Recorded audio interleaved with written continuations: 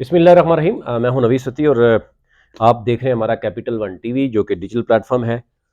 बात करेंगे इस वक्त जो ताज़ा तरीन सूरत है आज़ाद जम्मू एंड कश्मीर की। जो पाकिस्तान की सूरत है यहाँ पर भी जो सुप्रीम कोर्ट और पीडीएम की हुकूमत आमने सामने है और इलेक्शन जो है वो डेफिनेटली नज़र यही आ रहा है कि वो लेट हो रहे हैं। लेकिन आज़ाद कश्मीर में इस वक्त सख्त जो सियासी बहरान है वो मौजूद है। ऑल्दो जो इस वक्त मौजूद वज़ीर आज़म हैं वो अ, आजकल जो है वो फेडरल गवर्नमेंट के कुछ लोगों से मिल रहे हैं और ये कोशिश कर रहे हैं कि जनाब हमने बहुत पैसा जो है ना मेरी वजह से मिल रहा है। लेकिन ज़ाहिर है आज पब्लिक भी जानती है कि वो रुख तब्दील हो रहा है। यानी वो जब वज़ीर आज़म बने तो 48 वोट पड़े, अब पूरी पोजीशन चेंज हो गई है। पीटीआई का कल पार्लियामानी इजलास हुआ, फिर नून लीग के वोट और फिर इवन पीपल्स पार्टी भी आपस में जो डिवाइड है उस पे हम बात करेंगे। कल एक अहम जो है वो समात भी है, वो है आज़ाद कश्मीर में पीटीआई पार्टी की जो रजिस्ट्रेशन है उसके ऊपर बात हो रही है कि वो मनसूख भी हो सकती है और नेम चेंज भी हो सकता है। ये भी हो सकता है नेम चेंज करना पड़े क्योंकि पीटीआई ने जो रजिस्ट्रेशन कराई थी वो गैर यानी जो बाशिंदा है आज़ाद कश्मीर से वो आउट थे, जो सैफुल्ला नियाज़ी साहब हैं उनके नाम पे हुई और अब हो सकता है कि अब्दुल कयूम नियाज़ी या कोई भी नाम कल सामने आएगा वो आपको बता सकेंगे। लेकिन इस पे बड़ी बात हो रही है कि पार्टी जो है ना रजिस्ट्रेशन मनसूख हो सकती है या उसमें चेंज हो सकता है। कल बड़ा अहम यानी फैसला ये भी मुतवक्के है। इसके साथ साथ जो है वो बाग का बहुत ही अहम हल्का जहाँ से साबिक वज़ीर आज़म सद्दात तनवीर इलियास जो हैं वो जीते थे, वहाँ पर टिकट तकसीम का मामला है। पीपल्स पार्टी, नून लीग और पीटीआई ये तीनों जमातें और क्योंकि ज़ाहिर है जितने भी स्टेक होल्डर्स हैं वो आज तहरीक इंसाफ ने कोई 7 से 9 लोगों का इंटरव्यूज़ भी किए और उसमें जो है वो मामला ज़ाहिर है यहाँ पर तो पार्टी के जो सेक्रेटरी जनरल हैं और प्रेसिडेंट हैं राजा मंसूर और अब्दुल कयूम नियाज़ी साहब उन्होंने यहाँ से मामला भेजने हैं। लेकिन फाइनल ज़रा डिसीजन जो है वो डिसीजन होगी इमरान खान की तरफ से। सदात वली लियास जो हैं उन्होंने बड़ी कोशिश की कि उनकी बजाय उनके साहबजादे इलेक्शन लड़ें या इलेक्शन को उन्होंने सस्पेंड करने के लिए फ़िलहाल जो है वो भी कोशिश की कि अदालतों में मेरा केस मौजूद है और इतनी जल्दी में आप कैसे ये कर रहे हैं। तो ये ज़ाहिर है जहाँ से जिस तेज़ी से जहाँ से इशारा मिल रहा है और जहाँ से ये सारा कुछ हो रहा है, अदालतों की क्या मजाल है कि अदालतें जो है ना वो आगे से जजेस की जो तकर्रियाँ होती हैं वो आप बाखूबी जानते हैं कि कैसे होती हैं और वो मामला है। लेकिन मैं ये भी देख रहा हूँ कि बहुत से सीज़न पॉलिटिशियन जो है अ, वो उनके बहुत से इतराज़ात हैं सद्दात तनवीर इलियास से, इख्तलाफात भी हैं, उनके रवैये पर उन पे बहुत से तहफ़्फ़ुज़ात भी हो सकते हैं, ज़ाती तौर पर भी इवन बहुत से हो सकते हैं। लेकिन उनका बहुत से ऐसे सीज़न मुख्तलिफ़ पॉलिटिकल पार्टीज़ नून लीग, पीपल्स पार्टी इवन मैं देख रहा हूँ कि वो ये समझते हैं कि जिस तरीके से सद्दात तनवीर इलियास को उठाया गया, यानी बाहर फेंका गया प्राइम मिनिस्टरशिप से और वो तरीकाकार ठीक नहीं है। आज पड़ोसी मुल्क में इस पर बड़ी गुफ्तगू हो रही है। बहुत सी वीडियोज़ आप देखेंगे जो सोशल मीडिया की ज़ीनत बनी हैं। पड़ोसी मुल्क में मकबूज़ा कश्मीर में इस आज़ाद कश्मीर की जो सियासी बहरान है उसको कैसे डिस्कस किया जा रहा है। आप अगर उसमें देखेंगे तो आपको अंदाज़ा होगा कि वो क्यों इस तरीके से डिस्कस कर रहे हैं कि इतना आसान है कि कोई भी इलेक्टेड प्राइम मिनिस्टर को जिस टाइम चाहें कोई भी अदालत जो है वो उठा के बाहर फेंक सकती है, जनाब की उस पर तरकीद हुई है। तो कोई और भी रीज़न हो सकता था। सद्दात तनवीर इलियास के लिए रीज़न ढूंढना मसला ही नहीं था। सदात वली इलियास जो हैं वो खुलकर खेल रहे थे और उनकी जो गुफ्तगू थी, जो उनका तरीक़ाकार था, बड़ा क्लियर था। लेकिन उसके बावजूद जिस तरीके से उठा के बाहर फेंका गया और फिर उनकी तरफ से भी जो चीज़ें सामने आईं, वो तो आपके सामने है। एनी हो एलए 15 में जो टिकट का मामला है, एक तरफ बड़े-बड़े क्योंकि नाम है पार्टीज़ के, एक तरफ कमर ज़मान हैं, उनके साहबज़ादे ज़िया उल कमर हैं, ज़िया उल कमर ज़मान है और इसी तरह मुश्ताक मिनास हैं। राजा यासीन जो हैं वो क्योंकि मुस्लिम कॉन्फ्रेंस छोड़ के आज़ाद हैसियत में वो थे और अब बात ये हो रही है कि हो सकता है वो मुस्लिम लीग नून में शामिल हो जाएँ और वो जो है वो आज़ाद यानी मुस्लिम लीग नून के प्लेटफ़ॉर्म से इलेक्शन लड़ें। इसकी भी बात चल रही है। मुश्ताक मिनास जो हैं वो यहाँ पर इलेक्शन लड़ना चाहेंगे, वो आएँगे मैदान में। लेकिन ये भी कहा जा रहा है कि मुश्ताक मिनास बहुत क्लेवर खेलने की कोशिश करते हैं। एक तरफ तो वो पैसा लगाने की कोशिश नहीं करेंगे और दूसरी तरफ जो है वो इस वक़्त उनके पास जो स्टेक होल्डर्स थे पैसा लगाने के लिए वो भी नहीं है, क्योंकि बहुत बड़ा पोर्टफोलियो भी नहीं मिलने वाला अगर इलेक्शन जीत भी जाते हैं। तो वो रिलेक्टेंट ज़रूर हैं, और ये समझते हैं कि अगर उनको सीट मिली तो वो जाएंगे, अदरवाइज़ वो किसी और को करने के लिए तैयार हैं। ये जो अभी तक मेरे पास इन्फॉर्मेशन आ रही है, मेरे ज़राए बता रहे हैं। फिर मुस्लिम पीटीआई जो है वो भी बहुत से चाह रहे हैं कि किसी राजे को वहाँ, क्योंकि राजे जो है राजपूत जो बेसिकली नार्मे हैं वो वहाँ पर एक बड़ी कास्ट है वहाँ पर, और अगर वो डिवाइड होंगे तो फिर मुग़ल बरादरी को वहाँ बेशक जो है वो ये एज ज़रूर हासिल होगा। तो अगर मुग़ल मिलकर एक कैंडिडेट मैदान में उतारते हैं तो डेफिनेटली उनको एज होगा, और अगर राजा बरादरी जो है मुख्तलिफ टिकट देती है, क्योंकि पीपल्स पार्टी भी अगर इलेक्शन लड़ती है, नून लीग भी लड़ती है, और फिर पीटीआई भी लड़ती है, तो ज़ाहिर है फिर वहाँ पर कुछ चीज़ें सामने आएंगी। अदरवाइज़ जो है पीडीएम मिल के इलेक्शन लड़ती है तो वहाँ आसानी से वो सीट निकाल सकती है। उस सूरत में पीटीआई को बड़ा वहाँ पर धचका लगेगा। अब क्योंकि वो बहुत बड़ा उस तरह का इन्वेस्टर तो मौजूद नहीं है सदात गनी इलियास की। सदात गनी इलियास ने कोशिश भी की कि उनके बेटे को अगर टिकट मिलता है तो वो मैदान में उतर, लेकिन ये इस वक्त पार्टी उनकी कोई बात सुनने के लिए तैयार नहीं है। तो तेज़ी से उन्होंने जो गुफ्तगू की पार्टी लीडरशिप के ख़िलाफ़ भी, परवेज़ खटक हो गए, इवन इमरान खान के ख़िलाफ़ उन्होंने कहा जी कि मुझे तहफ़्फ़ुज़ात हैं कि इमरान खान खामोश क्यों रहे मामले में, बहुत जल्द उनको देखना होना चाहिए था। लेकिन ज़ाहिर है जहाँ से ये मामला हो रहा था, रातों रात जो चीज़ें हो रही थी वो इतना आसान नहीं था किसी के लिए भी इस चीज़ को मामला करना। लेकिन टिकट का फ़ैसला ज़रा पीटीआई और बाकी जमातें करेंगी तो उसके बाद चीज़ें सामने आएँगी।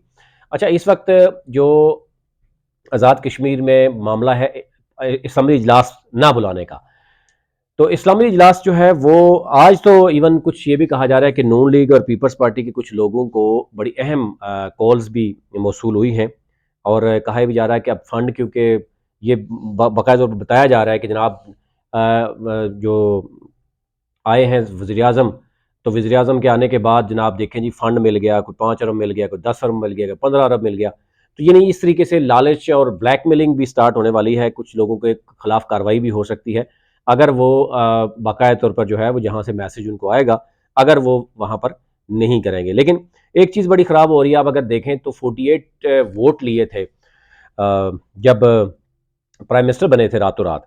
उसमें अगर 53 टोटल ऐवान देखें, उसमें एक तो चलो नायल हो गए सरदार तनवीर इलियास, बाकी जो है 4 वोट नहीं पड़े थे। उसमें जेकेपीपी का वोट है, सरदार इब्राहिम साहब का, फिर इस तरह मुस्लिम कॉन्फ्रेंस का है, सरदार अतीक साहब का वोट नहीं है, अली शान सोनी शायद उसमें नहीं है, और फिर इसी तरह जो सरदार तनवीर इलियास की जो चाची हैं शाहिदा सग़ीर, उनका वोट नहीं है, यानी 48। बाकी उस 48 में से भी 7 पीटीआई के पहले निकल गए और अब 12 हो गए। अब पीटीआई के 12 वोट निकलते हैं, 36 बच गए। पीटीआई नून लीग के भी निकलते हैं तो 29 बच जाते हैं। तो अब 29 में पीपल्स पार्टी जो है उसमें चौधरी यासीन जो है वो समझते हैं कि वो जो नीलम से जीते हैं पीटीआई के, पीपल्स पार्टी के सीनियर में रहनुमा अब्दुल वहीद, उनको वो चाहते हैं कि वो स्पीकर उनको लाया जाए, जबकि पार्टी ने अब्दुल लतीफ़ यानी चौधरी लतीफ़ को उतार दिया है। तो यूँ पीपल्स पार्टी के अंदर भी मामलात हैं, और चौधरी यासीन भी जो है वो कोशिश कर रहे हैं कि अपनी जो है वो लॉबिंग मजबूत करें।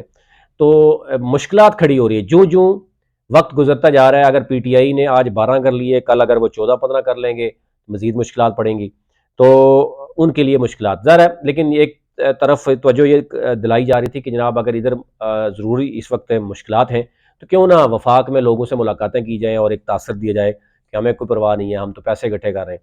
अब ये सिवाय इन खबरों के कुछ और भी नहीं है कि जनाब मुलाकात हो रही है, कभी इसहाक डार से, कभी किससे मुलाकात हो रही है, और जो है वो जहाँ पर एक तरफ पाकिस्तान में इलेक्शन कराने के लिए पैसे नहीं है, दूसरी तरफ वो क्लेम करें कि मुझे 10-20 अरब रुपए की जनाब फ़ौरन मिल जाएंगे। एनी हाउ, ये सियासत है और गेम है, और उसमें अब बच्चा बच्चा समझता है कि ये बेसिकली मूव कहाँ से हो रही है, क्योंकि अब अनवार अल हक के लिए बड़ा मुश्किल है कि वो पब्लिक को ये बता सकें कि वो उनके नुमाइंदे हैं, क्योंकि जिस टिकट पर वो इलेक्शन लड़ के आए हैं, जिस पार्टी के साथ, जिन लोगों के साथ उन्होंने वफादारी निभानी थी, वो लोग, उनके हल्के के लोग कह रहे हैं कि टिकट जो आपको मिला था वो पीटीआई से मिला था, आप पीटीआई के उम्मीदवार थे, आप कैसे आज़ाद हैसियत में आपको कर सकते हैं। तो ज़ाहिर है, जो अब ये बात हो रही है कि जो शख्स अपनी पार्टी के साथ, अपने वोटर्स के साथ लॉयल नहीं है, तो वो एजेके की आवाम के साथ कैसे लॉयल हो सकता है। उसको लाने वाले ज़ाहिर है जो है उनके लिए वो काम करेंगे, और अभी तक वो कर रहे हैं। अब प्रेशर कहा जा रहा है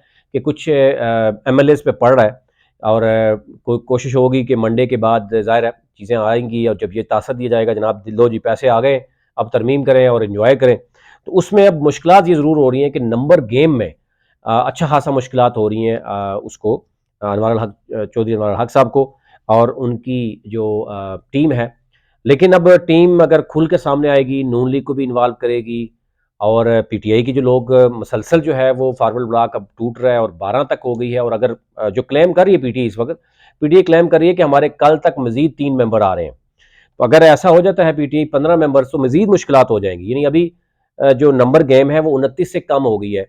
तो अगर 2-4 और चले जाते हैं तो उन जो वोट लिए हैं अनवार अल हक ने, वो वोट में मजीद कमी आ जाएगी। तो अगर वो मजीद 29 से भी कम आ जाते हैं तो आपको फिर 2/3 मेजोरिटी के लिए 36-37 के लिए डेफिनेटली फिर आपके लिए आपको इस वक्त, यानी पीटीआई ने जो टिकट वोट भी दिए सारे के सारे, उसके बावजूद 4 वोट चाहिए थे उस वक्त 2/3 मेजोरिटी के लिए।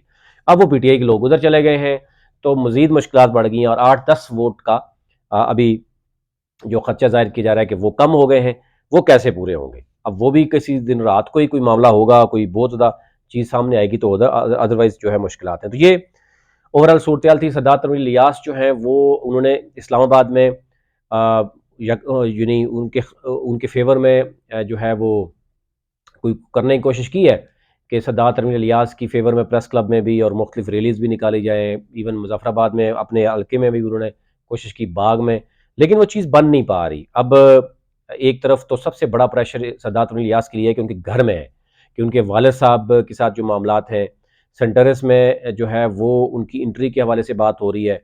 उनके जो पैसा लगा चुके हैं, कहा जा रहा है कि वो केस मौजूद हैं और उनको बैठाने के लिए कहा जा रहा है। नहीं, घर से अलग से प्रेशर है, पार्टी ने अलग से निकाल दिया और हुकूमत से अलग से निकाल दी जा चुकी है। तो इस वक्त उनके लिए तो बहुत मुश्किलात हैं। बल्कि किसी ने ये भी आज बताया ज़राए ने कि वो शदीद बीमार हो गए हैं, उनको शायद मुख्तलिफ तरह की जो इश्यूज़ हैं वो हैं। डेफिनेटली इतनी बड़ी परेशानियाँ होंगी तो ज़ाहिर है उसमें चीज़ें तो सामने आएंगी। तो उनको जो है वो सख्त एक तो प्रेशर है, उनको जो है वो इस वक्त इलाज कराना चाहिए, मुल्क से बाहर जाना चाहिए। थोड़ा सा जो है वो उनके लिए जो उनके दोस्त हैं उनको थोड़ा सा रोल प्ले करना होगा। अदरवाइज़ जिस तरीके से उनका रवैया है वो इस मुश्किल वक्त में कहीं अपने आप को नुकसान ना पहुंचा दें, ये उनके बड़े करीबी लोग ये बताने की कोशिश कर रहे हैं। एनी हाउ, ये ओवरऑल सूरत थी। इसमें बहुत अहम फैसले आने वाले 2 दिनों में मुतवक्के हैं। एक तो पार्टी टिकट तकसीम होगा, पीटीआई किसको देगी, पीपल्स पार्टी, नून लीग, सारे अगर इलेक्शन लड़ते हैं तो क्या सूरत बनेगी, और अगर पीडीएम मिलकर इलेक्शन लड़ती है तो उनको सीट आसानी से मिल सकती है या नहीं मिल सकती। इस पर हम पूरी मैं कोशिश करूंगा कि आपके साथ पूरे उस हल्के की वोट बैंक कितना है, लास्ट प्रीवियस रिजल्ट में क्या पोजीशन थी और एक्सपेक्टेड रिजल्ट क्या है, ये आपके साथ शेयर करेंगे। अभी तक लिए इतना ही, और जो भी अपडेट होगी वो आपसे शेयर करेंगे। बहुत शुक्रिया।